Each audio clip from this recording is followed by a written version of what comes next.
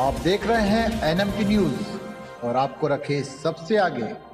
महाराष्ट्र में गाय को राजमाता का दर्जा दिए जाने पर नाना पटोले बोले, बड़े पैमाने पर कत्लखाने। महाराष्ट्र में होने वाले विधानसभा चुनाव से पहले एकनाथ शिंदे के नेतृत्व वाली सरकार ने बड़ा फैसला लिया है। महाराष्ट्र सरकार ने गाय को राजमाता का दर्जा दिया है। राज्य सरकार ने सोमवार को इस संबंध में एक आदेश भी जारी किया। इस पर लगातार प्रतिक्रिया आ रही है। महाराष्ट्र कांग्रेस अध्यक्ष नाना पटोले ने कहा कि आज राज्य सरकार ने गाय को राजमाता घोषित किया है। मैं इस कदम का स्वागत करता हूं। साथ ही नाना पटोले ने महाराष्ट्र और केंद्र सरकार पर भी हमला बोला। उन्होंने आरोप लगाते हुए कहा कि जब से नरेंद्र मोदी की सरकार आई है तब से गौमांस निर्यात करने में देश नंबर 1 हुआ है। महाराष्ट्र में भी बड़े पैमाने पर कत्लखाने खोले गए, इसकी परमिशन सरकार ने दी है। गौरतलब है कि सोमवार को कैबिनेट बैठक में एकनाथ शिंदे सरकार ने गाय को राजमाता का दर्जा देने का फैसला लिया। सरकार की ओर से जारी आदेश के मुताबिक प्राचीन काल से गाय ने इंसान के दैनिक जीवन में महत्वपूर्ण भूमिका निभाई है। वैदिक काल से गायों के धार्मिक, वैज्ञानिक और आर्थिक महत्व को देखते हुए उन्हें कामधेनु के रूप में संबोधित किया जाता है। राज्य के कुछ हिस्सों में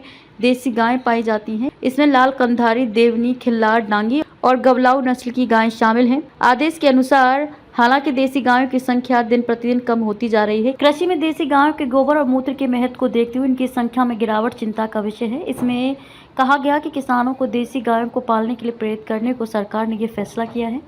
वैदिक काल से ही भारतीय संस्कृति में देसी गायों के महत्वपूर्ण स्थान, आयुर्वेद चिकित्सा में इनकी उपयोगिता, गाय के दूध और घी का मानव आहार महत्व, पंचगव्य उपचार प्रणाली और गाय के गोबर के साथ ही गौमूत्र की जैविक खेती में उपयोगिता को ध्यान में रखते हुए देसी गायों को अब से राजमाता कहा जाएगा। सरकार ने कहा कि इस आदेश की डिजिटल कॉपी महाराष्ट्र सरकार की आधिकारिक वेबसाइट पर मौजूद है। आपको बता दें कि महाराष्ट्र में इस साल के अंत में विधानसभा चुनाव होने हैं। महाराष्ट्र में विधानसभा की 288 सीटें आती हैं। पिछला विधानसभा चुनाव अक्टूबर 2019 में संपन्न हुआ था। उस दौरान बीजेपी और शिवसेना ने मिलकर चुनाव लड़ा था और उन्हें पूर्ण बहुमत भी मिला था, लेकिन सरकार बनाने को लेकर दोनों दलों के बीच कलह हो गया और वे लोग अलग हो गए।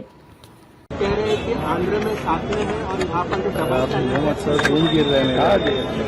महाराष्ट्र सरकार ने आज गौ माता को राज्य माता का दर्जा दिया है। उसका मैं स्वागत ही करता हूँ, क्योंकि मैं किसान हूँ और किसान इतना नाते से गौ माता हमारी माता ही है।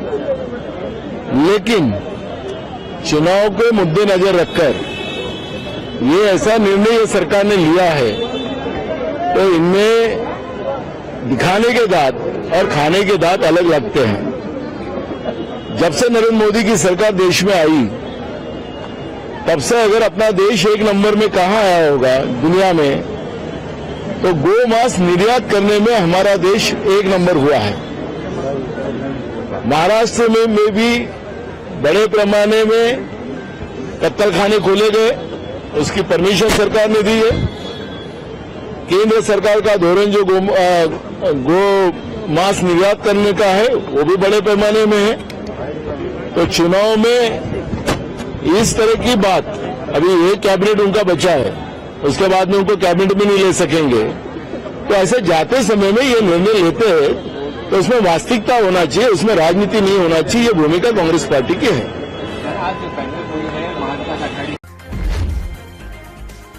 आप देख रहे हैं NMT न्यूज और आपको रखे सबसे आगे।